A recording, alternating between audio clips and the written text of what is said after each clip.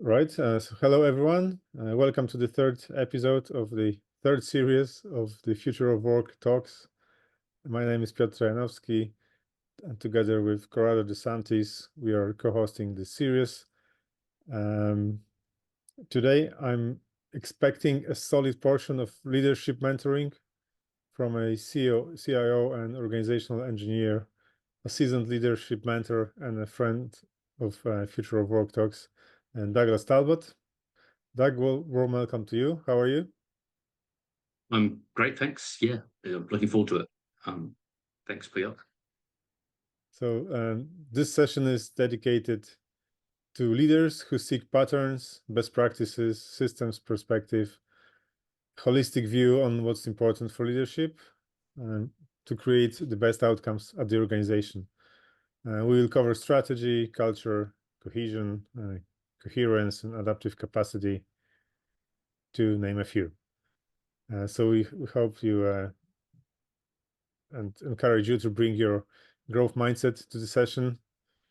Once again, welcome, Doug, and let me start with a few warm-up questions. So just hopefully setting a context a bit more.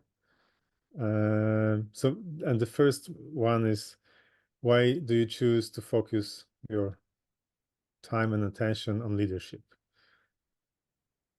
Yeah, so I'll definitely explain a little bit more of my story in the slides, and we can go into some of the case studies and organizations I've been through if we need to. But I guess I've been in software engineering all my life. I did a computer science degree and then became a developer a long time ago. So I've been coding for almost 40 years. And in that time, I grew into bigger and bigger management roles. But what I found was the things that were breaking the ability to produce great software and produce um, highly productive teams were nothing to do with the software engineering. They were all to do with the organization structure and the leadership and the systems that were getting in our way, in that had kind of somehow become the culture and the ethos of the organization, but no one knew where they came from. And so I kind of made it my mission to as I went up the leadership chain, to figure out how to change those and to try and come up with ways we could talk about changing those and make them visible. So that's kind of where a lot of this organizational dynamics framework that I'm going to talk about came from. And how would you define the role of the leadership today? Well, as you can see from my title, I'd define it as broken. But and I'd say it's going through a tipping point, and I'm going to kind of try and describe what I think that tipping point is. But if what it should be is one of uh, supporting a the ecosystem of an organization and helping a group of people come together and operate as a cohesive unit. And I'm going to start using those terms, cohesion and and kind of ecosystem and those kinds of things, because we've got to start thinking that way as our leaders. And I don't think we are. I think most of our leadership is driven by leadership and development programs from HR groups who are focused on individual coaching, how to do a one-on-one, maybe how to do incentives or engagement surveys and stuff. And leaders often are not trained in leadership and haven't thought about what it is. They often get there by default. And so this is also a bit of a crusade to help leadership move from pretty redundant and old thinking and into a new world where we're deliberately designing our organizations and deliberately acting as what I'll talk about in the talk as organizational engineers, where we're engineering the organizational structures and systems. Awesome. Please feel free to ask your questions, anyone, really, like just a warm-up one, so that you feel more focused and more ready to, more checked in, really. Hopefully that hopefully those topics are of interest to you guys. So yeah. Okay, so yeah, the stage is yours. Cool. So again, as it's a small group, I'm going to go through the slide deck, but feel free to jump in and go, I don't get that. I haven't watched any of your previous talks. I haven't seen the framework before. Explain that concept, and I'll stop and try and unpack a little bit. So, so really quickly again, look, I've been building software forever. I've held loads of leadership roles for about 20 years. I've been in management of technology groups, and on the right there you can see fluid dynamics modeling, because I used to be the head of software for the Met Service in New Zealand. I was part of heading the software group at a geospatial company called One Spatial in Cambridge in the UK. In the bottom right hand corner is I was the head of organisational effectiveness at Ocado Technology, which is for the Ocado retail supermarket group and their technology arm that sells roboticized warehouses and platforms around the world.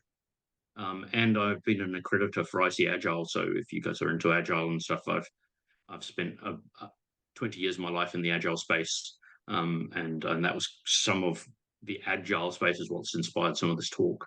And then the last 5 years have been kind of consulting, helping organizations use this framework that I'm going to be talking about to think about their leadership and their systems design and their organizational design in different ways. So. And lastly, I do a bit of occasional editing for infoq.com, which has a really amazing set of resources and articles about Agile from the last 20 years, or quite a lot of years. It's been going for a long time.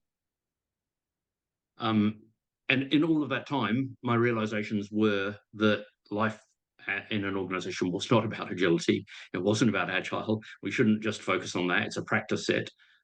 It's about how do we build great organizations? And it's also not about practices. It's not about Scrum or story points or estimation or how do we code, or how do we it's about how do we lead, because the leadership sets the systems which sets the effectiveness of the organization.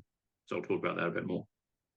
So roughly the agenda is talk about what we think the state of the world is at the moment, and I'm sure you guys may already be thinking down this path, and it might not be worth doing the convincing, but I thought I'd lay out the argument. Thoughts about what that means for leadership, and then looking at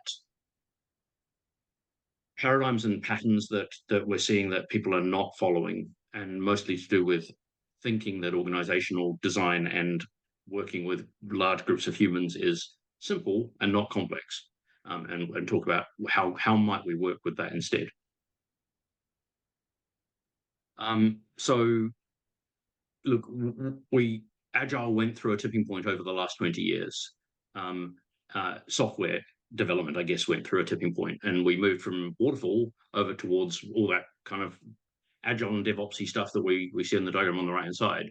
But we knew 50 years ago that diagram in the middle is from Leading Lean by Mary Poppendieck, and she shows this diagram which was published in 1976, which was talking about the costs of software escalating at a crazy rate, and people realizing that actually the model that we were following, the waterfall model, was broken and we needed something new. And the main realization, I think, of Agile over the last 30 years was that we needed that software wasn't linear and simple. It wasn't just a production line in an industrial sense, and that we needed to figure out how to deal with complexity and innovation in a different way. And particularly over the last 20 years, almost all organizations on the planet have been going through this huge shift towards even more complexity in work. We're moving away from mechanical, very kind of almost menial labor kind of focused work, and because we've managed to do a lot of that with robotics, or we've managed to automate a lot of that out in our more office-based organizations. So now work generally looks like a big collaborative exercise, and that's been a lot more true in software than many other places. But this stat was interesting for me, was just there's been a 50% increase in the number of knowledge workers in Europe in just the last 20 years. And so So there's this huge shift, and that's meaning that the way we need to lead has got to shift from something designed for the left to something designed for the right. And what I'm seeing is that tipping point kind of happening now. Everyone's talking about psychological safety. Everyone's talking about team topologies. Everyone's talking about different ways. Servant leadership has always been in the agile movement, but there's a lot of extras coming out at the moment. But again, we've known this for at least 50 years, that there's this problem space, and people have been talking about it for a very, very long time now. But we're now realizing that we're not dealing with linear value streams. We need organizational design that is able to constantly evolve and move with the demands of the work and the competition. And we need non-linear organizational structures. We need to think about ourselves as an ecosystem. And that means breaking away from some of these diagrams from the 1900s, a Gantt chart on the left, and the Taylorist time and motion studies on the left there. So we need to break away from those. And I think that's become fairly obvious in the agile software space, but almost every other organization we walk into has never even heard of some of the things we're talking about in the agile world. So again, re-emphasizing the point, but if we're dealing with the little organizational diagram on the left there, and there's only 10 people in your team, there's already complexity. There will already be hubs and spokes. There will already be people who talk to each other and people who don't. There'll be interaction that needs to happen. There'll be information that needs to pass between those people. It's not just put 10 people out onto a construction site and say just lay bricks in this nice linear fashion. Yeah. And once you scale a bit and you become an ecosystem like the one on the right, then obviously the complexity of running that as a leader and designing systems and practices for that, dropping something on top of that is not necessarily going to be very successful if you don't think about how you're going to interact with it, because touching any point in it is going to have unknown effects. I'm going to talk a bit about emergence in a moment. So one of the things I've been doing over the last 10 years is collecting stuff, and this is just some of the terms that we're seeing around organizational design, around organization and culture, around product and service development, around efficiency and quality. And if we as a leader don't have at least some understanding of where each one of these things might fit into our ecosystem as a possible interaction or a possible intervention, then we may not have educated ourselves enough, or we're going to be able to only look at a very, very narrow set of options. And that's a problem. And particularly, actually, how many of you do some form of leadership? Let's talk about that for a second.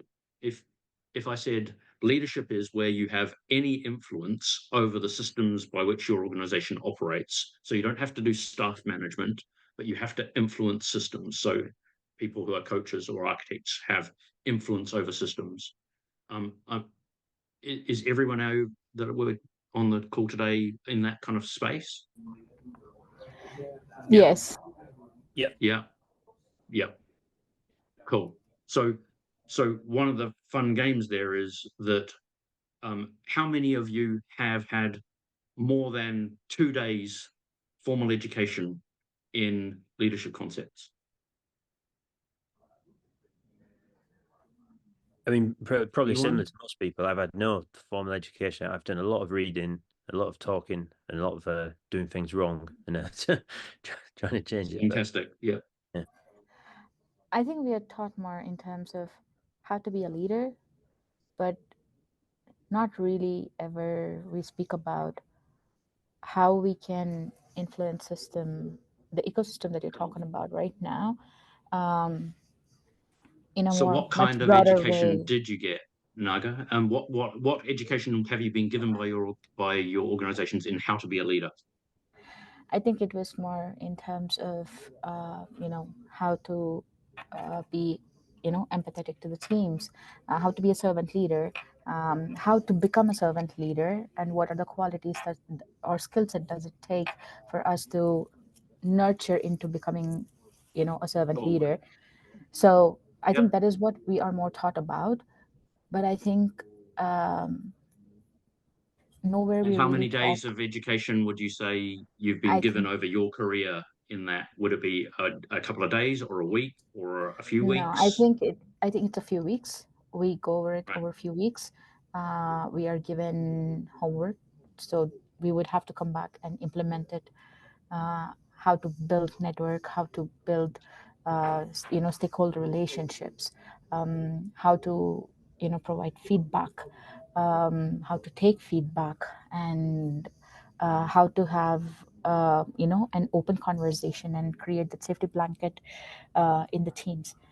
That is what So, we are usually taught about. And yeah. communication styles, different types of communication styles. How do you identify, someone from what kind of information that they would be looking for, or what kind of, when you want to get to know someone and still have a productive conversation, because we'll have a lot of Yeah. conversations, but not every 100%. time the message is really passed across what your intent is. Thanks, So Naga. So those kinds of things, talking situational leadership, talking grow models and coaching, talking servant leadership, talking individual one-on-one conversations are the most common kinds of interactions and education we see across the industry. But they are all focused on the individual. And if our yes, organization looks like this, then the individual is not the important thing. The cohesion of this group of people is the interesting thing. And yet, what we see is very, very few people are given education in most of these kinds of things, and in the sociology and psychology of that big network and what do we need to do with it. So there's not enough leaders with these skill sets out there in the workforce at the moment. This is why it's got to be a tipping point. So what most people are getting is leadership learning from HR in these kind of one-on-one skills, and they are very valuable, but they are by far the lowest power index in a big ecosystem. They're not really the thing that's changing the system.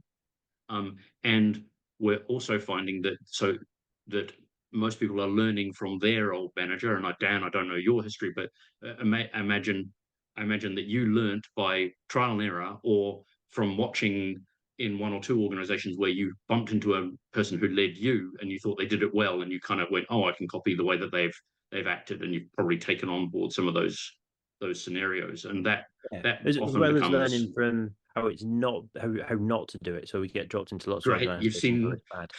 Yeah. seen the failures. Yep. Yes. Great. Yeah. So but we're often not given formal education. So we might have done a computer science degree like me for our software engineering, or we might have done a degree in some other thing. And we often do 10 years of specialist build and train in something else. But often when we move into a management role, it's like, oh, well, over the next 2 years, we'll give you Naga's had a huge amount if you've had weeks, Naga.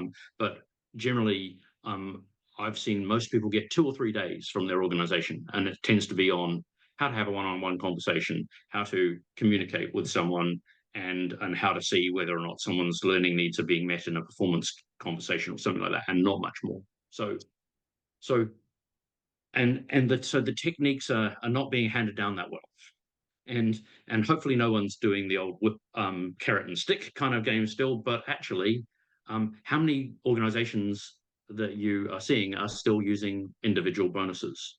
Are any of your organizations still paying individual bonuses for getting a good performance score in your performance rating? I've worked places where they give bonuses for hitting their targets on progress, and it's forced, as you can imagine, shortcuts to be Yeah, taken so they can tick that box. So rewarded 100%. for substandard efforts. So actually, we have known for decades, and Daniel Pink wrote this book, Drive, which is an amazing book on motivation through incentives, and and he summarizes the last 50 years of research in motivation and why motivating through monetary incentives and bonus rewards is a really, really bad idea in these new world complex organizations. So, and yet we see probably 80% of organizations we go into are still doing individual bonusing, and thereby breaking their teams, because people will act in their individual interests over the ecosystem of the team. And And this is really well known, really well researched, really well documented information, and yet we see it time and time and time again. And that kind of thing is not being talked about at the leadership layers. And if the leaders are still implementing these bonus models, then they're clearly not being given the skills that they need to take us forward. Maybe more serious scenarios that we've seen, and this is one that I went through, is I went into an organization, sat down with a senior leader in the organization. They said, oh, well, we really want more innovation in our organization. And we said, cool, what are you going to do about it? And they went, oh, well, look, I think if we put down a very large prize for the best innovation this year, that'll motivate everyone to innovate more. So they created this money, they had this paradigm in their head of money creates creativity. They created an innovation competition. And what happened? Everyone started saving their ideas for the innovation competition. Suddenly the water cooler chats dropped off. People didn't want to pass out their ideas. They wanted to hold on to them. So the focus on creativity in the organization went down, and everyone was holding on to their nugget so that they could win the competition. And so daily innovation actually tanked and went horribly badly, or went the other way. And then because the paradigm in that leader's head was still money motivates creativity, they decided that the next year, because it hadn't been as the best success, and their innovation hadn't been what they wanted, they put a bigger reward on the table. So people saved more ideas, and this loop carried on. And this is a very simple, very, very simple systems diagram or causal loop thinking diagram. But just doing that, we can start to go, actually, maybe we should have been able to predict this before deciding to run an innovation annual event. And maybe incentivizing that with money wasn't the right way to go. So we're seeing this kind of thing at very, very senior leadership level in pretty big organizations. And it shows a lack of sociological understanding of what they're doing by system change and by the kinds of practices they're implementing. Question, Doug, Yeah, go Naga. about that. So you are talking about having innovation not just as a hackathon for 3 days, probably yearly once, but you're more saying bringing in innovation into the life of the organization itself, which would motivate, right? But every organization have their priorities and objectives, and how can this realistically fit into, I'm asking a very naive question with my limited experience, so don't get me wrong, please, but I'm more trying to understand with what I have seen until now. We chase as organization behind objectives that maps to our vision for next, I don't know how many years, that is all linked. How much can innovation fit into this, into the structure in earning EBITDA to ensuring that there is still life in the organization for innovation? So absolutely, I'm not saying that this organization had decided that it needed more innovation ideas because it was trying to disrupt industry. It was trying to be a disruptor rather than, say, maybe a blue chip bank or something that was merely trying to improve its localized service. But it had this idea that we wanted more innovation, and so we wanted to incentivize people to think more innovatively and be more creative. And the rather than considering maybe other ideas for how you would bring innovation to life in your organization, how would you give your staff access to innovation, the concept that the senior leadership came up with was run an annual competition. And what I'm trying to show is that running an annual competition was not a clever way of creating more innovation in your company. And there are many better ways. So we could talk about some of those, and we can go through an example. But the key is that if we're going to think as leaders in these organizations, we need to be able to think about the ecosystem and consider the potential interactions and impacts of what the decision we're about to make. And this was not a good one. So when we're looking at how we're interacting with our organization, if we're trying to shift from old world thinking where the paradigms are one of the system is linear, it's not an ecosystem of many interconnected parts, and there'll be these unknown pieces of the ecosystem interacting, then we're following effectively 100-year-old methodology. So the Gantt chart, invented by Immanuel Gantt, is like 1910, 1920-ish up here on the left. And yet, if I go to this Jira screen up on the right here, or if we pulled up Microsoft Project, these are still using Gantt charts. And these Gantt charts are designed around a mechanistic, linear process, not an ecosystem, not a complex organization. And if we look down here in the bottom left, we've got time and motion studies and punch cards for checking into work.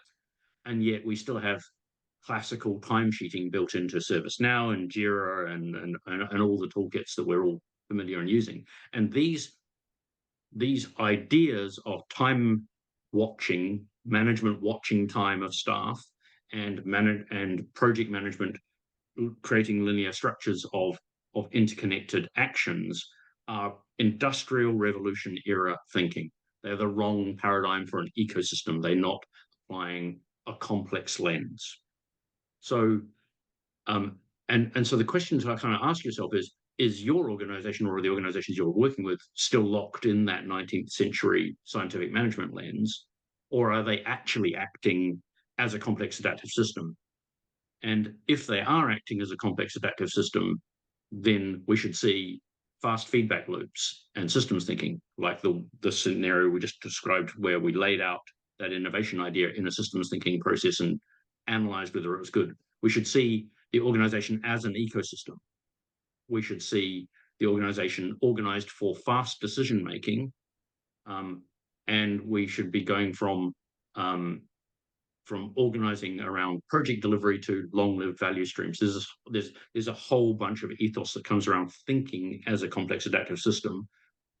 And the Taylor scientific management stuff is well proven to have a whole bunch of very, very poor outcomes for this kind of complex knowledge workspace. So that means we have to change our mentality to apply different lenses. And the leadership that we need to work with these complex adaptive systems has to change, because it's no longer about a single point in the system. Imagine if we took that diagram on the right and we wanted to affect one dot in that system, and that's our one person. When we're trying to affect that one person in that system, and we're having a great conversation with that person, we're understanding what their professional development needs are, but what we're not really doing is allowing that entire system to grow and get better. We're not having huge impacts on that system. So now as a leader, we have to stop focusing on individual. We have to start thinking, well, what do we have to be? Do we have to be a servant leader? Do we have to be a coach? Do we have to be a designer? Do we have to be a sociologist to cope with the complex ecosystem that we're looking at in front of ourselves? And I guess I'm proposing that we now need to start seeing leadership as a move into a career where, rather than focused on individuals, we're focused on organizational engineering. And that means bringing a whole bunch of different skills to life and starting to educate ourselves in those skills. So roughly, we're now wanting ourselves to think, well, what is that leadership look like? Well, it's creating systems for an extraordinary community of people, because it's a lot of human beings interacting. It's creating systems for clear organizational priority and customer needs so that people can be empowered and delegated to get on with their work as fast as possible. And it's creating a structure and systems that allow efficiency and quality to happen by default, rather than us having to stand there with a whip and go, I'm going to check your work every time and I'm going to see whether or not you did it by quality or whatever. And clearly, DevOps answers some of the quality problems by putting in automation testing and putting in ways of automating out the quality on the work. But if we're starting to think about how does our legal team run, or how does our sales team run, or how does our HR team run, or finance, or whatever, then what's going to automate the quality and the efficiency of those teams? It's not quite as obvious as something where we can computationally write the bit of code that's going to run a bunch of integration tests and run a bunch of automation tests. So we now need to start thinking outside the box and going, okay, what systems would we be working with leaders if we had people in our team who weren't just software engineers, people in our team who were sales? And if you move up to general management positions, if you move into a product management position where you're leading or influencing a team of cross-functional people, you're going to have people in there whose efficiency and quality and needs as a human being are not met by automating a test or using the accelerate metrics to look at mean time to fail and stuff like that. And the reason we've got to start thinking this way is because as leaders, we set every system in the organization. And I'm not just talking about a team leader who's right at the, kind of that first entry level management or leadership position, or maybe a scrum master in a team. I'm talking if we're going to grow as leaders through our organization and we're going to have some form of structure to run our organization, as we move up in that hierarchy, we're going to end up in charge of 20 people, 30 people, 100 people, 1,000 people. And those leaders are setting the systems that are changing the organization. They're deciding whether we use Jira and Gantt charts. They're deciding how we incentivize through HR. And you guys, if you're in leadership positions already and you develop your careers, you're likely to end up leading bigger, more diverse teams. So you're responsible for creating the systems that will create great emergent practices. I think that'll come out of those phrases. And I already talked about the education learning investment, so I won't go on that again. But we need to start investing. So what we're seeing is, as these complex ecosystems evolve around us and we see them more and more, we're seeing a whole bunch of standard challenges. Almost every organization we walk into nowadays has accountability and execution problems, is going, how can we be more customer-centric, is asking, gosh, how can I get my teams to collaborate more and communicate more, is asking, what team structure do I need, because I've got this damned team interdependence, and when this team does this, they piss off this team, and we've got loads of people saying we're overloaded with work, so these kinds of patterns are highly consistent, and we empathize with you if you're seeing these in your organization with any kind of knowledge work in these complex ecosystems. And we need to start going, well, how do we unpack these? How can we get a better read on these and make better decisions? And it's because we're still following these 19th century paradigms. So we need to get off the 19th century paradigms. And sometimes it's really hard to spot that we're still using them. So let's ask a quick question again to everyone here, is what do you think the most powerful factor is in the high performance of codependent teams? And I'm saying codependent teams where it's a group of people who have to work together to achieve a goal. What would be your thought? What's the thing that's the most important? Anyone willing to throw out an idea? Synchronization. Sorry, what was that? Synchronization. Synchronization. There's one idea. I think letting the teams reach to a state of where they can self-administer themselves and create a trust in self-organization and trust. Yes. Yeah. Self-organization and trust. Cool. I think I was going back to sort of psychological safety as being psychological safety. Yeah. Like everything's built on top of that. Yeah. Yeah. And psychological safety is real, and trust are obviously heavily interlinked, and both have been big topics of conversation recently. But interestingly, do you know, Tom, when psychological safety was first coined? I had on one of my slides before, I think. 50s, yeah. Yeah, probably a long time ago. Obviously, it's very brought to the forefront with kind of Google. So 1950s, yeah, and yet Google popularized it with Project Oxygen and Project Aristotle, right? But interestingly, you know, Edward Deming, even father of lean, was talking about it in the 1980s, right? So we've been talking about this stuff for ages, and now it seems to be coming to the fore. People are actually talking about it a lot. But interestingly, if we were to have read this book, which is documenting 30 years of the life of a Harvard professor, who focused on codependent teams and what was making them the most effective they could be, he said the number one most powerful factor was inter-team feedback. And he was not a fan of the idea that psychological safety was the game. Now, psychological safety, he said, was a codependent element of the feedback chain, but it wasn't the number one practice that we should be focusing on. So there's another piece of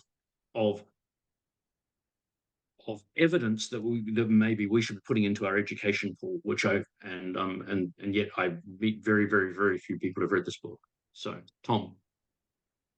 I completely get that. I think like radical candor and feedback is super important, I guess. But can you do that? Will that feedback be accepted if you haven't got that safety to be able to give feedback in a trustworthy environment where people take it, you know, in a good sense? If you start a new job, giving feedback to someone is really hard because that trust isn't there yet. So I think that's why that sort of like 5 dysfunction of a team is all based on that psychological safety, because that is the foundation of being able to give feedback or have healthy conflict, etc.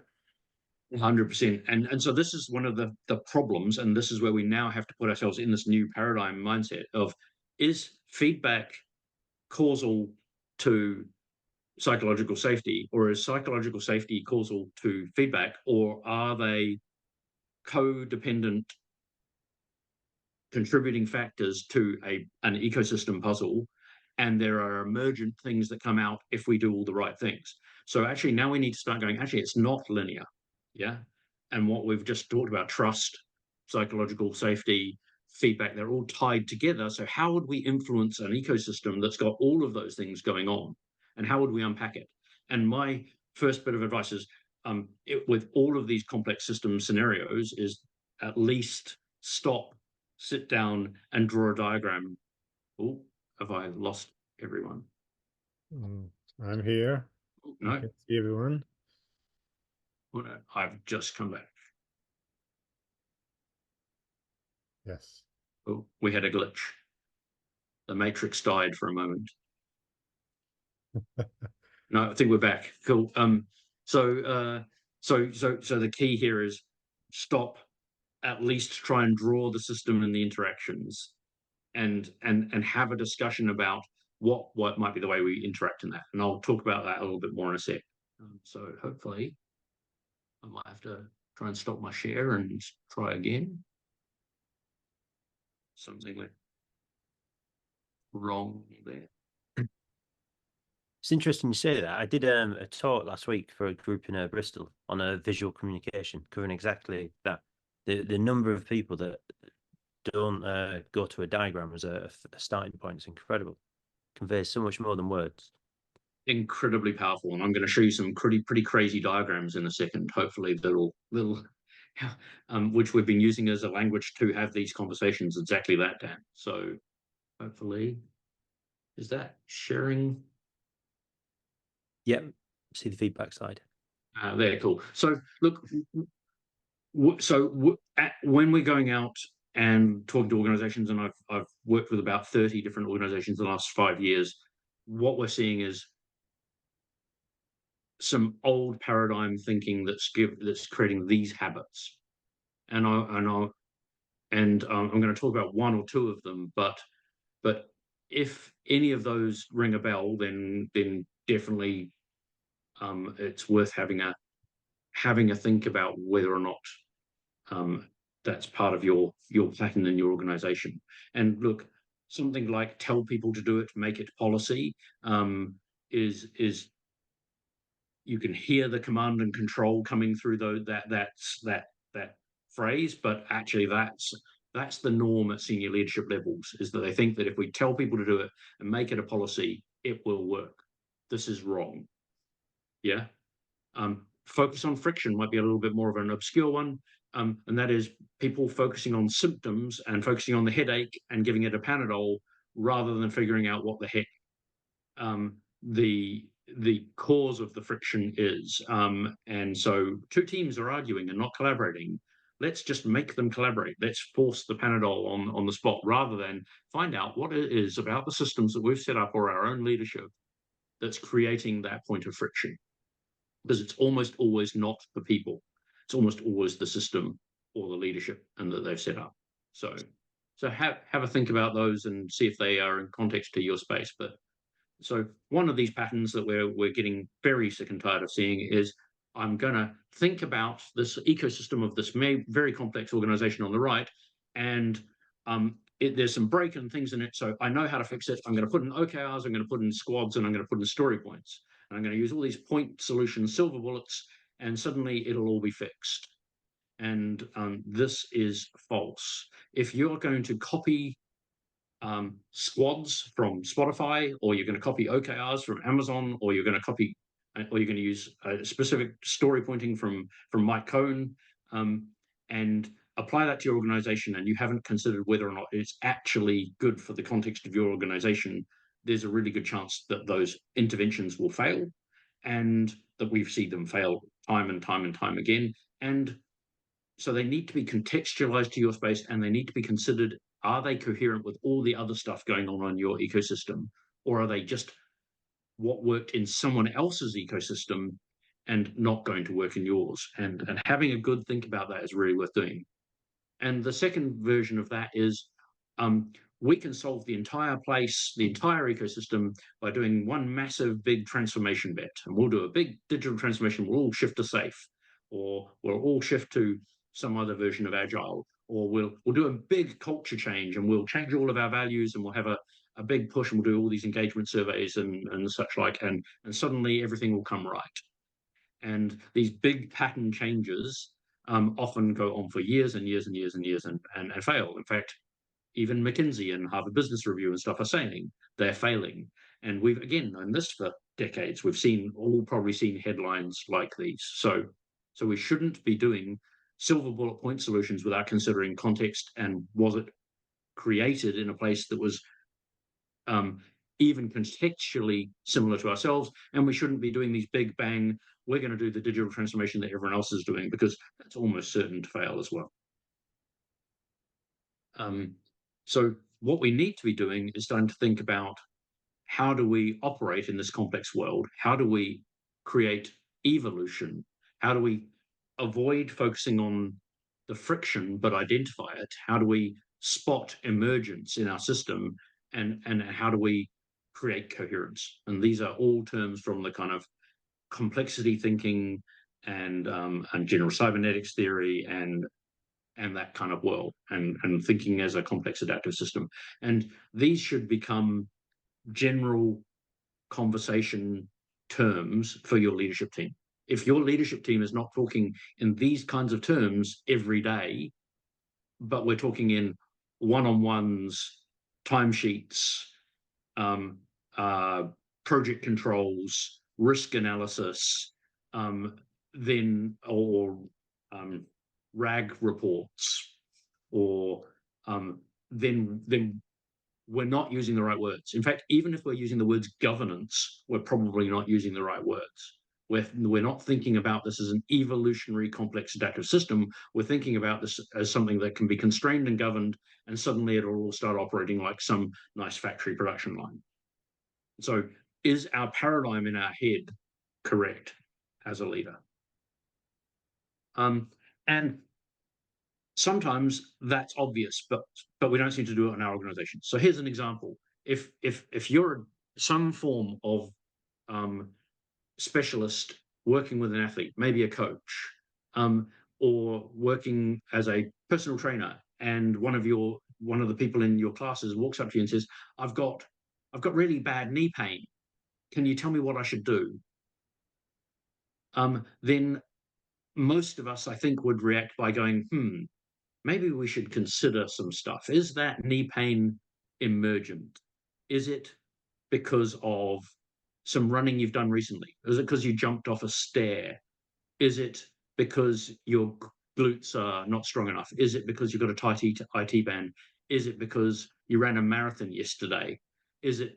And we would ask questions, and we would start to go, oh, actually, maybe you should go and see a doctor and get an MRI or whatever. We wouldn't just go, oh, I've got the answer. Story points, I can show you how to use those.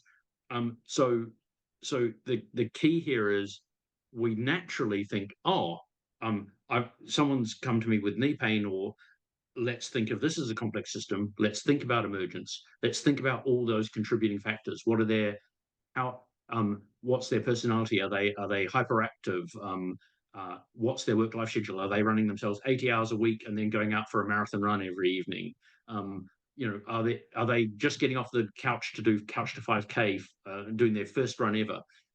We would naturally do this, but we don't do it with our organizations. We've somehow put ourselves in this really old school 19th century paradigm. So what we need to be doing is thinking more like we would do if we were thinking about the complexity of our own bodies, or someone asking us about help with their bodies and going, well, actually, how might we intervene? Is it a workout change that's needed here? Is it medication? Is it posture? Is it stretching? Is it strength? And where might the problem be going on? And actually, maybe we should get 5 other people who've got expertise in all those other areas together and have a talk about it, or we should send someone round a bunch of specialists and get them all involved. But again, as leaders, we often feel on the spot to make an instant call, consider it simple, and push forward.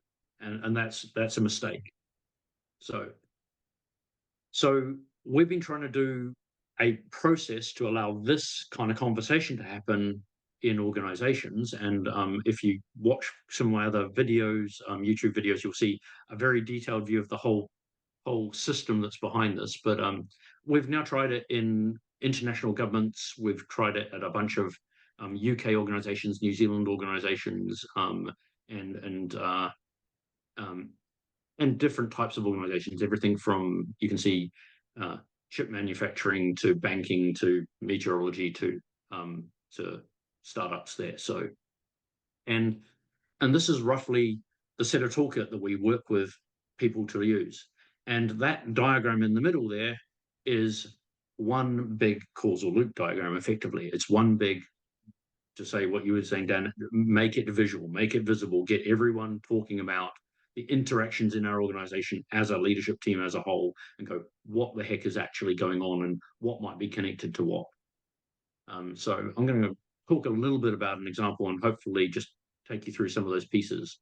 But it's one of the key bits is we use this framework or this 9 boxes here to map scenarios that we're seeing, so that we can consider the interrelationship of those scenarios.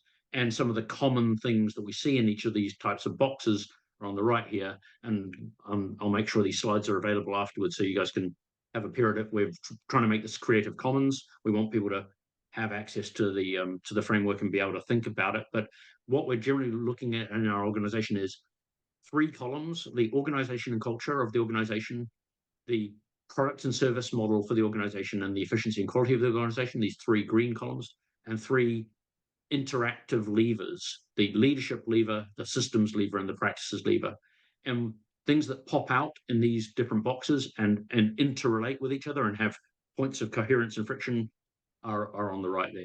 But I'm not going to go into that in detail at the moment, because you can go and watch a whole hour on that if you want.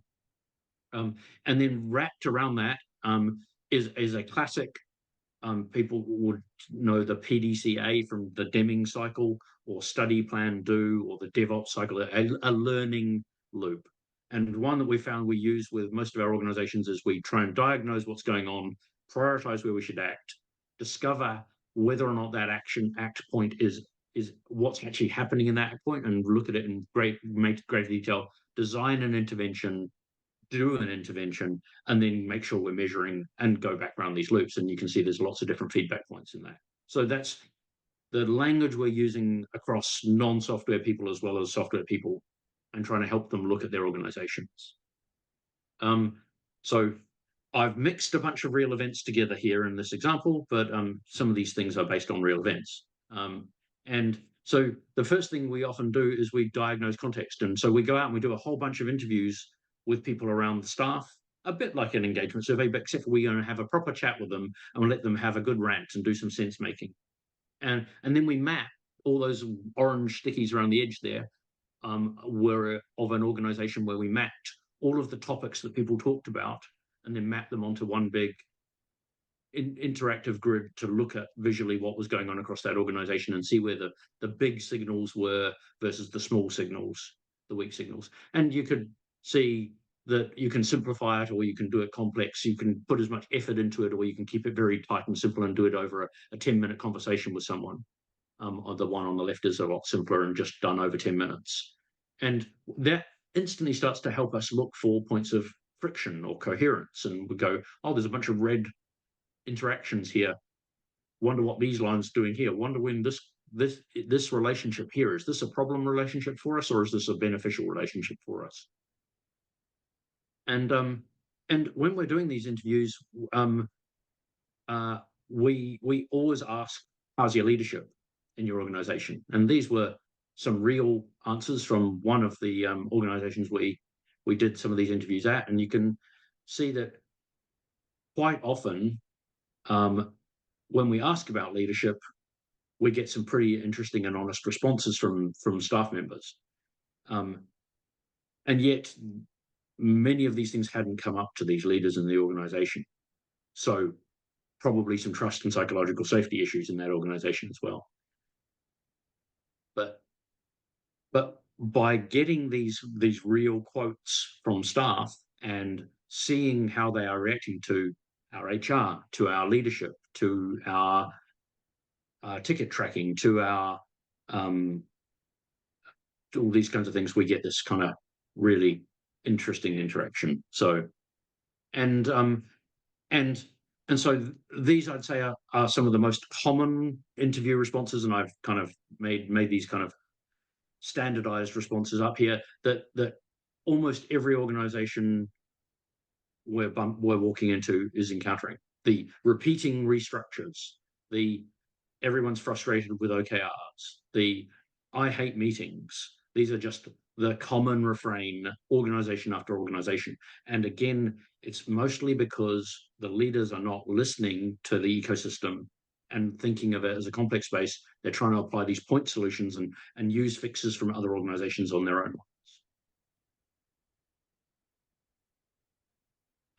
And the leadership responses, when we tell them this and show them this, is often very old paradigm world as well. Oh, it's okay, we've got a strategy. Oh, it's okay, we're doing a digital transformation. Oh, it's okay, we've got guilds and squads and Scrum. We're going to be fine. And this is a huge signal that the wrong paradigms are sitting in the heads of the leaders. So challenge yourself and think, am I reacting this way, or am I really thinking of this as something where I need to take small, interactive, evolutionary change on my organization? So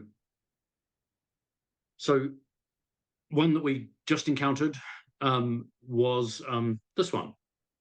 We have a scale up 6 months into their scaling journey, and things have started going wrong. Customers are now churning really fast, and they think that their teams are not collaborating between their engineering and their revenue groups. And so they kind of went, well, how do we make our engineering and revenue groups collaborate? And so they came up with all of these, what seem on the face of it, really reasonable scenarios. We'll fix this collaboration problem by introducing OKRs. We'll fix the engineering by getting the engineering to communicate directly with the customers, and so we'll bypass the sales team's conversation with the customers, so the engineers know exactly what the customers need, and that'll solve things. We'll get cross-functional teams, which is a classic pattern acquisition. or we'll just sit down with the heads of revenue and engineering and we'll get them to sort it out. But yet they've been trying for months and they didn't feel empowered to do that. So when we drew the diagram with them, and we also we found out lots of other things like the silos, the overloaded people, but also when we drew their operating model of their organization was arranged around projects. Old world paradigm, the classic. We're not thinking of ourselves as an interactive ecosystem, and so you can see the cost of coordination across their functional teams through projects to their different users was incredibly convoluted.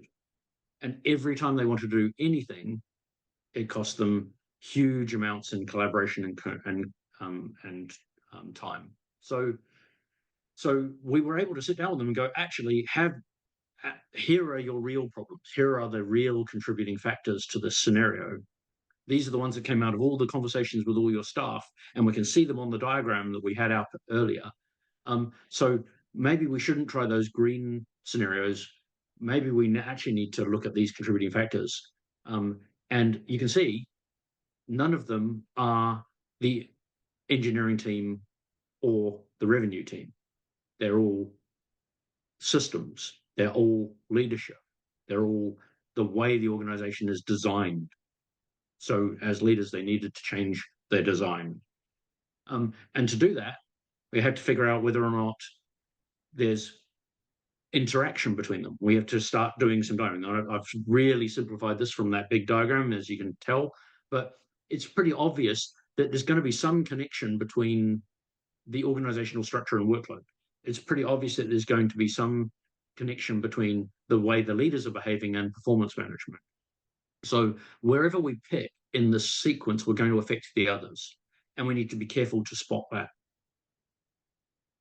And picking exactly where we should act depends on how much time and how much money and how much capability and energy is in the organization and which direction they want to head. So, where do they want to be on the league table? These are just football league tables on the left and right. So do they want to be 20th in the league, or do they want to, where do they want to end up? Do they want to end up in the championship, or do they want to end up just 10 places higher? And these kinds of things all matter to picking from that scenario. So once we had these orange scenarios, we could then go, okay, well, where do we want to intervene? And actually, let's design a series of interventions. And we started designing interventions 1, 2, 3, and 4. And when we pick those, let's make sure that we measure them. But the key was that of those interventions that we then sat down and started to design, actually intervention 1 was just to get the CEO to talk about collaboration when he was doing his monthly meeting to the staff differently, rather than talking about collaboration as an irrelevant part of the organization, or just, you guys go collaborate. Why the heck are you not talking to each other? It was about actually making it a really part of his personal ethos to get people together and to bring people into his world and sit with him and collaborate with him. And so he started to act and talk differently. So our intervention 1 was actually just to get our CEO to behave differently. Really, really low cost intervention. And that's clever, because intervention 2 or intervention 3 might go through a restructure, and that's a really, really high cost intervention. So it's better to try these maybe low cost ones with high power from influential people first. And then nothing ever works 100% first time, and obviously just getting our CEO to talk differently isn't going to change things. So what we do is we try and run this cycle where we have this kind of OODA loop or PDCA or that feedback loop, and we just run as many evolutionary runs as we possibly can with an organization. Lots and lots of little interventions, sprints, if you will, where you can check whether or not the leadership team has made any impact by changing its behavior, or whether or not the way we're changing our HR system is on track, or all those kinds of things, and try lots and lots of little things together. And then we make it visible. We try and help every one of the organizations we work with. This one's just showing that develop what we call a strategy, and a strategy is where we have an active roadmap of actions that the staff can see and interact with. So so we make sure that every organization we work with has these really highly visible walls where the strategy is laid out on the wall in front of everyone, and everyone can have a regular talk about the strategy, and the strategy is an evolutionary thing, and it's part of the organization's ecosystem evolution. So that's a really, really, really very fast run through some of the ways that that stuff pans out. But the key here is that we're starting to help an organization think about small evolutionary increments through its leadership and through its systems, and not just big point solution. It'll be simple, fire the silver bullet, and get on with it.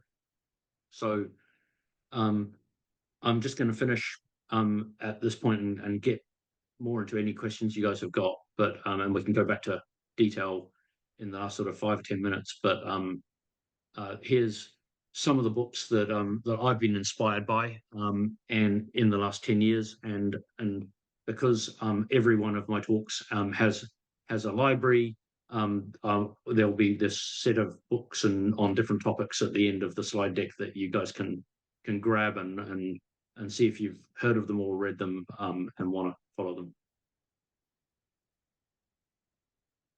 So stunned silence there, because I ran through that very, very fast at the end, and but hopefully I've given you something to think about and some picture of what a process could start to look like at your organization. And all of this framework we're starting to blog and document and make Creative Commons, and so that hopefully people can pick up bits of it and get on and use it. My little consultancy is only four of us, and we're very, very passionate about helping organizations grow and change more productively, rather than owning some kind of certification process or anything like that. We just want to help you guys think better. So that's me.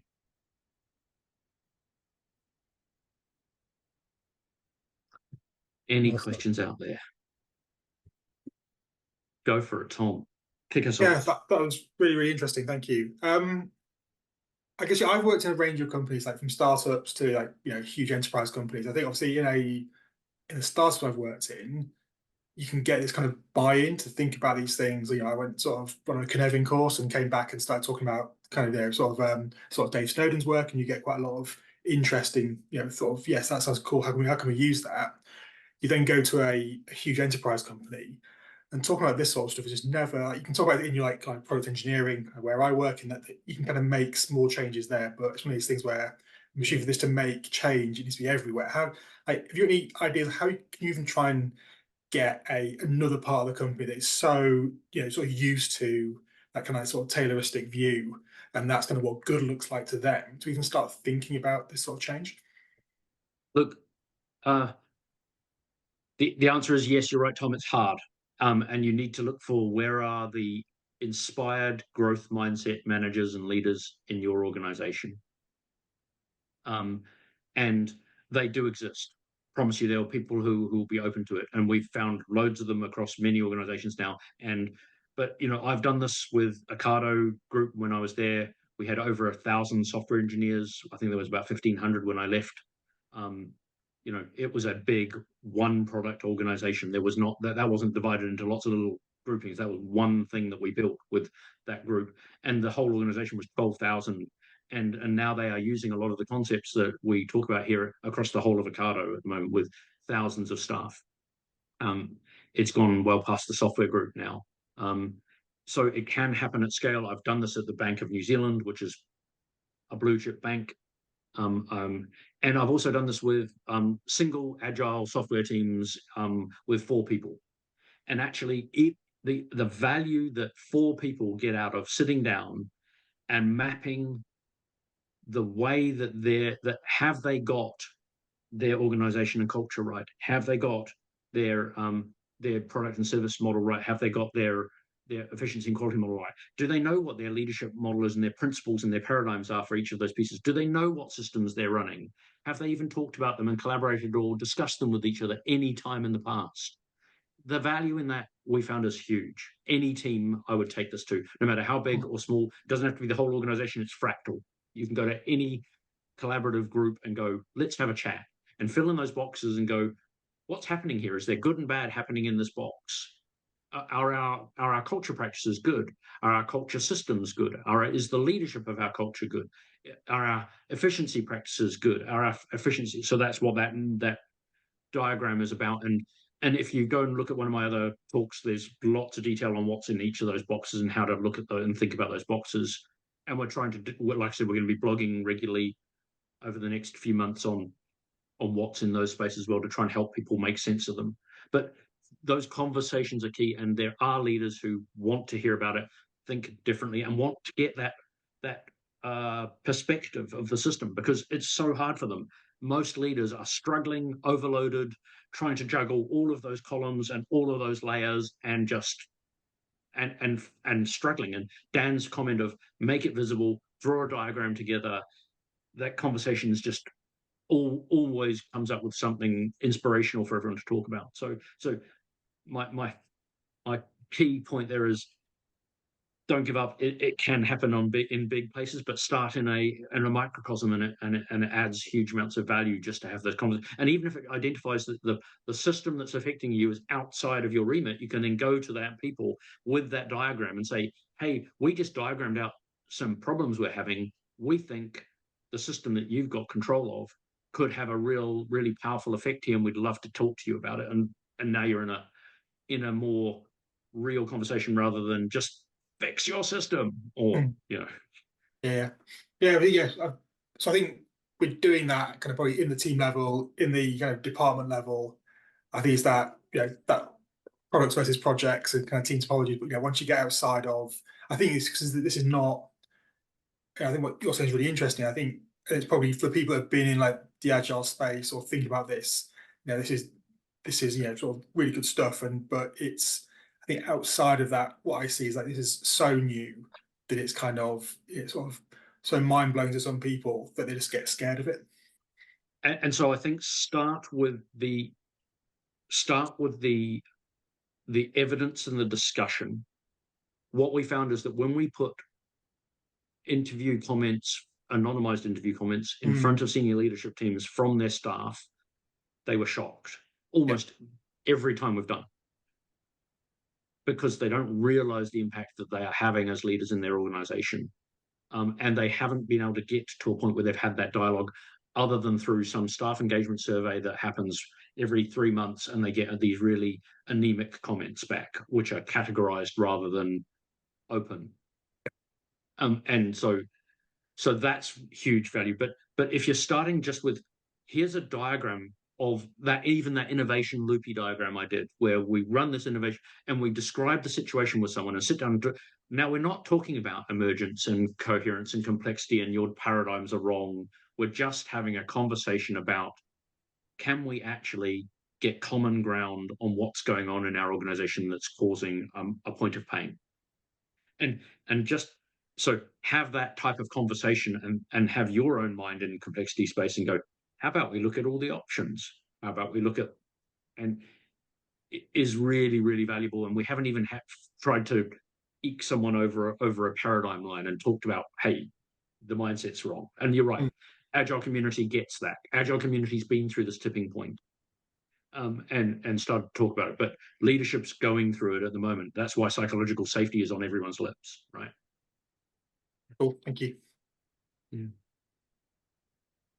Hopefully that was valuable to everyone. I'm going to have to pop off in a second. But if you have got more questions or you'd like to have a chat, very, very open to, email me or ping me on LinkedIn, and we're keen to just have a gratis chat and hear about your organization and see if we can help you in half an hour or something. And then, or I can just introduce you to some more of the system and help you maybe take it on and use it yourself, and see how it goes in your organization. So yeah.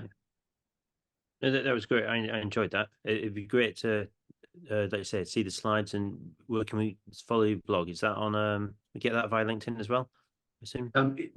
We've just started some of the blogging on our website, but we'll be reposting into LinkedIn as soon as we can as well. So yeah, watch LinkedIn and watch the adjacent website, and those will be starting to get a lot more traffic soon, so we can explain the whole system. Cool. But feel free to grab a chat down. I'm always keen to help people out, and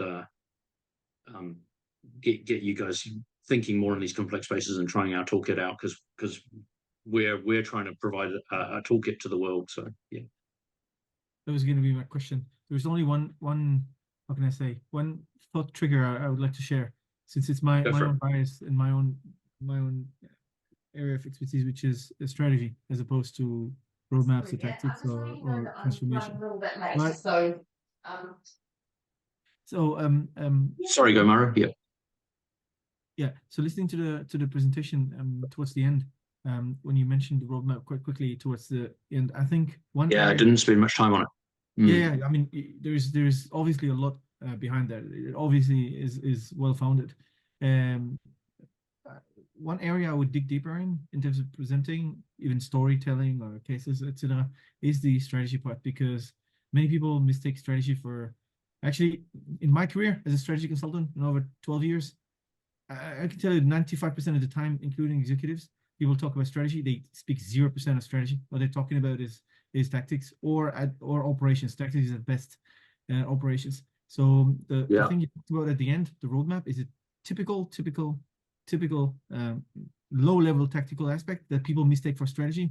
And the reason is, when you start working on that stuff, you start noticing that you're lost. You don't know where you're going. You have a mismatch between what each party wants to get to, because nobody explicitly formulated it. And one of the reasons for this is we don't have a language for expressing this. We don't have it can hardly be expressed in English, in plain language. It's not how strategy works, because you got to be schizophrenic to work in strategy, basically, because it's a multi-layered, multifaceted thing that our brains are not well made to. For example, an example of this, and I'm going to conclude here, is when you talk about strategy, you got to think at the same time in multiple horizons. Some of them short term, mid-term, long term. There would be something. Fully, yeah. Look, I'd love to. Maybe we should do a whole presentation on strategy and the way we've tackled that, Maru. I guess the key thing, and I really do have to dash in about 30 seconds. Sorry, guys, but is that what we see mostly is strategic statements are things like the one I put up on the screen earlier, which is our strategy is to be the best in our sector. And the leadership claim that as a strategic statement, but because it doesn't give instructions or a roadmap to the staff on how to act, they don't know how to use that as a strategy.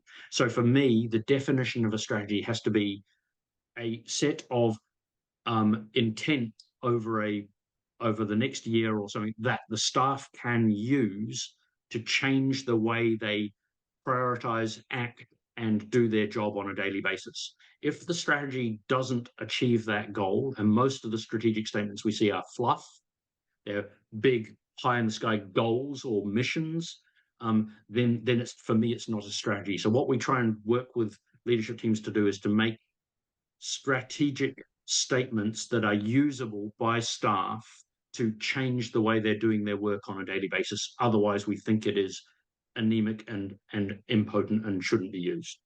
And that is a pretty radical approach to that, because there is other strategic cycles that we really believe in, but we find most organizations can't use them.